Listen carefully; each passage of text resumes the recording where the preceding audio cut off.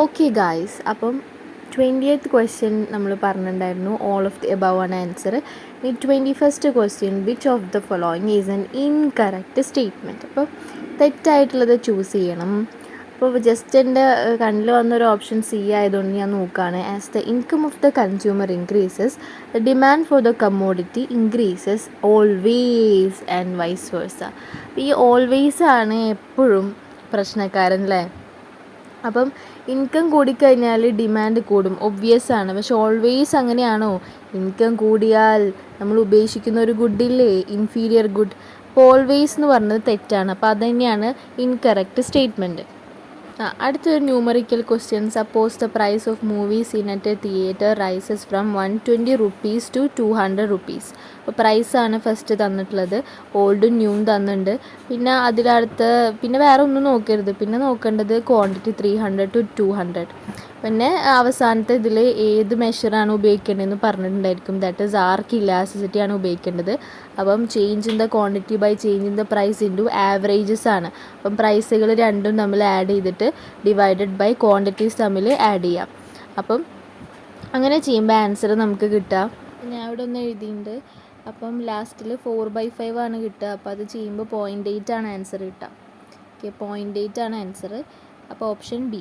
ഇനി suppose A department store has, ഇതൊക്കെ ഞാൻ അന്ന് ഈ പ്രൈസ് ഇലാസ്റ്റിസിറ്റി എക്സ്പ്ലെയിൻ ചെയ്യുമ്പോൾ ഒരു ഹോംവർക്കായിട്ട് തന്ന ക്വസ്റ്റ്യനാണിത്.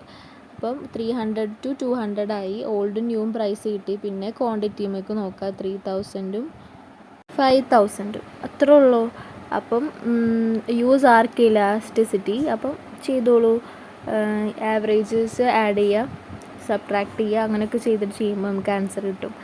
Answer would be 1.25. 1.25 ആണ് ആൻസർ കിട്ടുക. 5/4 ചെയ്യുമ്പോഴാണ് 1.25 കിട്ടുക. നേരത്തെ 4/5 ചെയ്തപ്പോൾ നമുക്ക് കിട്ടിയത് 0.8 അല്ലേ. നെക്സ്റ്റ് ആണ് when the numerical value of cross elasticity between two goods is very high ആണ്.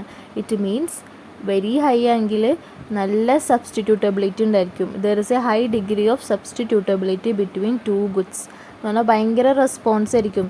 സബ്സ്റ്റിറ്റ്യൂട്ട്സ് അവൈലബിൾ ആണെങ്കിൽ ഒന്നിൻ്റെ പ്രൈസ് കൂടിയാൽ മറ്റൊന്നിലേക്ക് കൺസ്യൂമേഴ്സ് ഷിഫ്റ്റ് ചെയ്യാനുള്ളൊരു അവരുടെ ആ ഒരു റെസ്പോൺസ് ഭയങ്കരമായിരിക്കും. അപ്പോൾ അതാണ് കൊടുക്കേണ്ടത്. പെർഫെക്റ്റ് സബ്സ്റ്റിറ്റ്യൂട്ട് എന്നൊന്നല്ല കൊടുക്കേണ്ടത്. ഓക്കെ, ഈ ഒരു ക്വസ്റ്റ്യൻ ഈ സെൻറ്റൻസ് തന്നെ ടെക്സ്റ്റിലുണ്ട്. There is a high degree of substitutability ആണെങ്കിൽ high is the numerical value of cross elasticity എന്ന് ടെക്സ്റ്റിലുള്ള ആ ഒരു സെൻറ്റൻസ് തന്നെയാണ് ഈ ക്വസ്റ്റ്യൻ ആക്കി ഇട്ടിട്ടുള്ളത്. ഓക്കെ, ഇനി നെക്സ്റ്റ് ആണ് ലോക്കൽ പിസ്സ റെസ്റ്റോറൻറ്റിൽ 60 to 100 ആക്കി പ്രൈസ് റൈസ് ചെയ്തു. ഇവിടെ ആർക്കും ഉപയോഗിക്കാനാണ് പറഞ്ഞിട്ടുള്ളത്. അപ്പോൾ 700 to 100 ആണ് ക്വാണ്ടിറ്റി. അപ്പോൾ അത് ചെയ്യുമ്പോൾ ആൻസർ കിട്ടുക 3 ആണ് ആൻസർ കിട്ടുക. Okay, 3.0 that is 3. ഇനി നെക്സ്റ്റ് ആണ് if electricity demand is inelastic. Okay, വലിയ റെസ്പോൺസ് ഒന്നും കാണിക്കുന്നില്ല ഇലക്ട്രിസിറ്റിക്ക്. അങ്ങനെയാണെങ്കിൽ ഇലക്ട്രിസിറ്റി ചാർജ് ഇൻക്രീസ് ചെയ്തു. Which of the following is likely to occur. അപ്പം എന്തായിരിക്കും? Quantity demand will fall by relatively large amount, quantity amount will fall by relatively small amount അല്ലേ. വലിയ റെസ്പോൺസ് ഒന്നും പ്രൈസിനോട് കാണിക്കാത്ത കസ്റ്റമേഴ്സ് ആയതുകൊണ്ട് തന്നെ ചിലവർ മാത്രമേ പിന്മാറുള്ളൂ പ്രൈസ് കൂടിക്കഴിഞ്ഞാൽ. അപ്പോൾ ബാക്കിയുള്ളവർ കണ്ടിന്യൂ ചെയ്യുമ്പോൾ ക്വാണ്ടിറ്റി ഡിമാൻഡ് കുറയുക, സ്മോൾ എമൗണ്ടിൽ മാത്രമേ കുറയുള്ളൂ, കാരണം ഇൻഇലാസ്റ്റിക് ആയതുകൊണ്ട്. അപ്പം ഓപ്ഷൻ ബി ആണ് answer. Suppose the demand for meals at a medium priced restaurant is elastic. നല്ല റെസ്പോൺസ് ഉണ്ട്. അപ്പോൾ പ്രൈസ് കൂട്ടി എന്തായാലും നല്ല റെസ്പോൺസ് പ്രൈസിനോട് കസ്റ്റമേഴ്സ് കാണിക്കും. ഇലാസ്റ്റിക് ആണ്. അപ്പോൾ പ്രൈസ് കൂടിയ ഡിമാൻഡ് കുറയ്ക്കും എന്തായാലും. അപ്പോൾ if the management of the restaurant is considering raising prices, okay, അപ്പോൾ അവർ കാര്യം കഷ്ടം. It can accept A relatively large fall in the quantity demand. അപ്പോൾ ഇവിടെ ഈ ക്വസ്റ്റ്യൻ ഓൾറെഡി നമ്മൾ ഡിസ്കസ് ചെയ്തിട്ടുണ്ടായിരുന്നു അല്ലേ. ഇവിടെ ഡിമാൻഡ് എന്നും പറയുന്നുണ്ട്, ക്വാണ്ടിറ്റി ഡിമാൻഡ് എന്നും പറയുന്നുണ്ട്. എയും ബിയും നോക്കിയാൽ large fall in the quantity demand, large fall in the demand. അപ്പോൾ ഏതാ ചൂസ് ചെയ്യുക? ക്വാണ്ടിറ്റി ഡിമാൻഡ് ആണ് ചൂസ് ചെയ്യുക. കാരണം ഓൺ പ്രൈസ് ആണ്, റെസ്റ്റോറൻറ്റിൻ്റെ ഓൺ പ്രൈസിനെ കുറിച്ചാണല്ലോ പറയുന്നത്. So that's why option A is the answer. Large fall in the quantity demand. ഇനി point elasticity is useful for which of the following situations. അപ്പം ഇൻ ഫൈറ്റ് സ്മോൾ ചേഞ്ച് വരുമ്പോൾ വലിയ കാറൊക്കെ ഉള്ളിടത്ത് കുഞ്ഞ് ചേഞ്ച് വരുമ്പോൾ. അപ്പം നോക്കിയോ, ഓപ്ഷൻ സി നോക്കിയേ, an auto producer is interested in determining the response of consumers to the price of cars being lowered by 100. കാറിൻ്റെ ഈ ലക്ഷക്കണക്കിന് റുപ്പീസുള്ള ഈ കാറിൻ്റെ വെറും 100 രൂപ മാറുമ്പോൾ എത്ര റെസ്പോൺസ് ആയിരിക്കും ആൾക്കാർ ചെയ്യാന്നുള്ളത് നോക്കുമ്പോൾ, അതാണ് പോയിൻ്റ് ഇലാസ്റ്റിസിറ്റി എന്ന് പറഞ്ഞാൽ. അപ്പോൾ ഓപ്ഷൻ സി ആണ്. ഇനി a decrease in price will result in an increase in total revenue. അപ്പോൾ പ്രൈസ് കുറച്ച് കഴിഞ്ഞാൽ ടോട്ടൽ റവന്യൂ ഇൻക്രീസ് ചെയ്യുക എപ്പോഴായിരിക്കും? നല്ല റെസ്പോൺസ് ഉണ്ടെങ്കിലല്ലേ, ഇലാസ്റ്റിക് ആണെങ്കിലാണ് അല്ലേ. അപ്പോൾ ഇലാസ്റ്റിക്കിൻ്റെ ആ ഒരു സംഭവം എന്താ? Percentage change in the quantity demand is greater than the percentage change in the price അല്ലേ. ഇൻഇലാസ്റ്റിക് ആണെങ്കിൽ less than percentage change in the quantity demand less than എന്നാണ് പറയാം എപ്പോൾ ഇൻഇലാസ്റ്റിക് ആണെങ്കിൽ. ഇനി an increase in the price will result in an increase in the total revenue if. Inelastic ആണെങ്കിൽ ഇൻഇലാസ്റ്റിക്കിനെ ഇങ്ങനെ എഴുതുക, the percentage change in the quantity demand is less than the percentage change in the price അല്ലേ. Price increase ചെയ്തിട്ടും total revenue ഒരു ഫേമിൻ്റെ കൂടണം എന്നുണ്ടെങ്കിൽ അവിടെ അവരുടെ കസ്റ്റമേഴ്സ് എന്ന് പറഞ്ഞാൽ ഇൻഇലാസ്റ്റിക് ആയിട്ട് വലിയ പ്രൈസിനോട് റെസ്പോണ്ട് ചെയ്യാത്ത ആളുകളായതുകൊണ്ടാണ് പ്രൈസ് കൂട്ടിയിട്ടിട്ടും അവർക്ക് റവന്യൂ കൂടിയത്. ഓക്കെ, ഇനി ഈ ക്വസ്റ്റ്യൻ തന്നെ മറിച്ചും ചോദിക്കാം, എക്സ്പെൻഡിച്ചർ കൂടുമെന്ന്. കൺസ്യൂമർ എക്സ്പെൻഡിച്ചർ എപ്പോഴാണ് കൂടുക? ഇൻഇലാസ്റ്റിക് ആണെങ്കിലാണ്. ഓക്കെ, ഇനി demand for a good will tend to be more elastic. Response വരുന്നു if it exhibit which of the following character. More elastic എന്ന് പറഞ്ഞാൽ നല്ലോണം റെസ്പോണ്ട് ചെയ്യും. അപ്പം the good has many substitutes available ആണെങ്കിലാണ് നല്ലോണം റെസ്പോണ്ട് ചെയ്യുക. ഇറ്റ് ഈസ് എ നെസസറി ആണെങ്കിൽ എന്തായാലും റെസ്പോണ്ട് ചെയ്യില്ല, അത്യാവശ്യത്തിന് മാത്രം റെസ്പോണ്ട് ചെയ്യുള്ളൂ. There is a little time for the consumer to adjust to the price change. Little change ആണെങ്കിൽ ലെസ് ഇലാസ്റ്റിക് ആണ്. ലിറ്റിൽ ടൈം ഉള്ളതെന്നുണ്ടെങ്കിൽ ലെസ് ഇലാസ്റ്റിക് ആയിരിക്കും. Small part of consumer income ആണെങ്കിൽ ലെസ് ഇലാസ്റ്റിക് ആയിരിക്കും. അപ്പം സബ്സ്റ്റിറ്റ്യൂട്ട്സ് കൂടുതലാണെങ്കിലാണ് more elastic ആവുക. അപ്പം so the answer is option B. The demand for a good will tend to be more inelastic if it exhibit which of the following characteristic. Inelastic ആയിരിക്കും, വലിയ response ഒന്നും ഇല്ലാതിരിക്കുക എപ്പോഴാണ്? The good is small part of the കൺസ്യൂമറുടെ ഇൻകത്തിൻ്റെ ഒരു ചെറിയ part മാത്രം അതിന് വേണ്ടി ചിലവഴിക്കുന്നുള്ളൂ, ബട്ടൺസ്, മാച്ച് ബോക്സ്. അപ്പോൾ അങ്ങനെയാണെങ്കിൽ വല്ലാണ്ടൊന്നും നമ്മൾ പ്രൈസിനോട് റെസ്പോണ്ട് ചെയ്യില്ല. ഇനി സപ്പോസ് എ കൺസ്യൂമർ, വീണ്ടും ആർക്ക് ഇലാസ്റ്റിസിറ്റി. അപ്പോൾ എന്തായാലും ആർക്കിൻ്റെ ഒരു ക്വസ്റ്റ്യൻ വരാത്തൊരു ക്വസ്റ്റ്യൻ പേപ്പർ ഉണ്ടാവില്ല. സോ അത് എന്തായാലും ചെയ്തു. 30,000 റുപ്പീസിൽ നിന്ന് 36,000 റുപ്പീസ്. അപ്പം ആ ചേഞ്ച് കാണാം, 6,000 ആണ് പ്രൈസിൻ്റെ ചേഞ്ചും.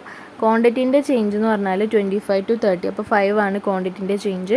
അപ്പോൾ 5/6,000 ഇൻറ്റു പിന്നെ അത് ആഡ് ചെയ്ത എമൗണ്ട്, പ്രൈസ് ആഡ് ചെയ്ത എമൗണ്ട് 66,000 ഡിവൈഡഡ് ബൈ ഈ പറഞ്ഞ പോലെ 55. അപ്പോൾ അങ്ങനെ ചെയ്യുമ്പോൾ we will get the answer as 33. Question answer എന്തായിരുന്നു? 1 ആണ് ആൻസർ കിട്ടുക. ഇനി total utility is maximum. Total utility 25 പിന്നെ 25 ഇങ്ങനെ മാക്സിമം ആയി നിൽക്കുന്ന സമയത്ത് മാർജിനൽ യൂട്ടിലിറ്റി എന്തായിരിക്കും? 0 ആയിരിക്കും അല്ലേ. കാരണം 25 എന്ന് പറഞ്ഞിട്ട് ഇങ്ങനെ നിൽക്കുമ്പോൾ മാർജിനൽ യൂട്ടിലിറ്റി 0 ആയിരിക്കും. മോർ ഓവർ ഞാനൊരു ഗ്രാഫ് വരച്ച് കാണിച്ചു തന്നില്ല, അതിൽ ഈ മേലേക്ക് ഇങ്ങനെ പോയിട്ട് നിൽക്കുന്ന പോലെ നിൽക്കുന്ന ആ ടി ഉണ്ടല്ലോ, അതിൻ്റെ ആ ഒരു ഏറ്റവും പീക്ക് പോയിന്റിൽ നിന്ന് ഇങ്ങനെ കുഞ്ഞു ഡോട്ട് ലൈൻസ് വരച്ചിട്ട് നമ്മൾ അടിയിലത്തെ MU ഇങ്ങനെ ഫോളോ ചെയ്ത് പോകണ MUക്ക് ടച്ച് ചെയ്യുന്ന സമയത്ത് MU എക്സ് ആക്സിസുമായി ടച്ച് ചെയ്യുമ്പോൾ അവിടെ 0 എന്നൊക്കെ പറഞ്ഞിട്ട് ഞാൻ പറഞ്ഞു തന്നില്ലേ. ഇപ്പോൾ ടോട്ടൽ യൂട്ടിലിറ്റി മാക്സിമം ആകുമ്പോൾ മാർജിനൽ യൂട്ടിലിറ്റി 0 ആണ്. ഇനി which one is not an assumption of the theory of demand based on analysis of indifference curve. അപ്പം ഇൻഡിഫറൻസ് കർവ് പറഞ്ഞു തരാത്ത എന്തോ ഒരു കാര്യം ഇവിടെ ഉണ്ട്, അപ്പോൾ അത് കണ്ടുപിടിക്കണം.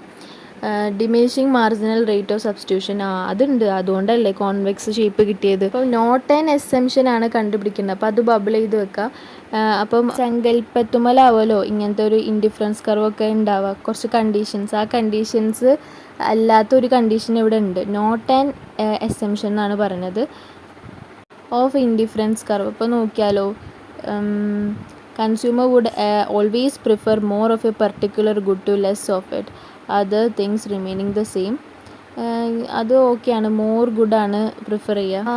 ഡിമിനിഷിങ് മാർജിനൽ യൂട്ടിലിറ്റി ഓഫ് മണി.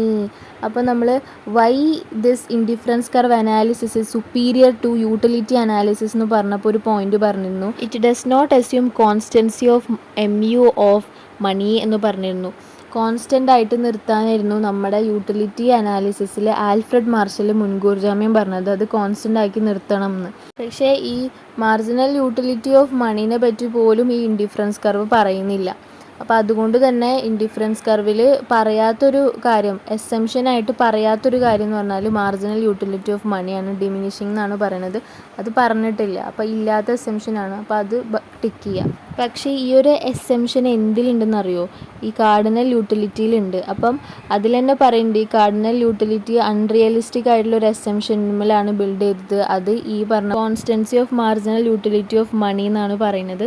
ഈ ഒരു പ്രോബ്ലത്തിന് ഓവർകം ചെയ്തുകൊണ്ട് അൺറിയലിസ്റ്റിക് ആയിട്ടുള്ള ഈ യൂട്ടിലിറ്റിനെ നമ്പർ കൊണ്ട് മെഷർ ചെയ്യാൻ പറ്റും എന്ന് പറഞ്ഞ പ്രോബ്ലം ഒക്കെ ഓവർകം ചെയ്തുകൊണ്ട് അതിൻ്റെ എല്ലാവിധ ലിമിറ്റേഷൻസിനെയും മറികടന്നുകൊണ്ട് വന്നതാണ് ഈ ഓർഡിനൽ യൂട്ടിലിറ്റി അനാലിസിസ്. അപ്പോൾ ഓർഡിനലിൽ ഈ പറഞ്ഞ മാർജിനൽ യൂട്ടിലിറ്റിയോ ഡിമിനിഷിങ് മാർജിനൽ യൂട്ടിലിറ്റി ഓഫ് മണിയോ ഒന്നുമില്ല. അപ്പം അതിൻ്റെ ഓവർകം ചെയ്തിട്ട് അതിനെ പരിഹരിച്ചുകൊണ്ട് വന്നതാണ് ഓർഡിനൽ യൂട്ടിലിറ്റി. അപ്പോൾ ഓർഡിനൽ യൂട്ടിലിറ്റിയിൽ ഒരിക്കലും ഡിമിനിഷിങ് മാർജിനൽ യൂട്ടിലിറ്റി ഓഫ് മണീനെ പറ്റിയിട്ട് പറയുന്നില്ല.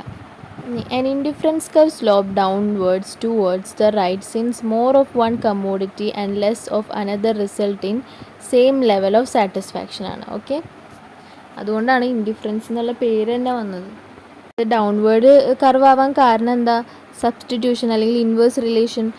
ഒരു ഗുഡ് എടുക്കുമ്പോൾ മറ്റൊരു ഗുഡിനെ കുറയ്ക്കണ്ടേ, അതുകൊണ്ടാണ് അതിങ്ങനെ ഈ ഡിമാൻഡ് കർവ് പോലെ പ്രൈസ് കൂടുമ്പോൾ ഡിമാൻഡ് കുറയില്ലേ, അതുകൊണ്ടാണ് ഇൻവേഴ്സായിട്ട് ഇങ്ങനെ കിടക്കുന്നത് കർവ്. പക്ഷേ എന്ത് ഒക്കെ ആക്കിയാലും സെയിം ലെവൽ ഓഫ് സാറ്റിസ്ഫാക്ഷനാണ് കൺസ്യൂമറിന് കിട്ടുക. ഒരെണ്ണം ഇപ്പോൾ കളഞ്ഞാൽ പോലും എക്സ് കൂട്ടിയിട്ട് വൈ കുറച്ചാൽ പോലും സെയിം ലെവൽ ഓഫ് സാറ്റിസ്ഫാക്ഷനാണ് കൺസ്യൂമറിന് കിട്ടുക.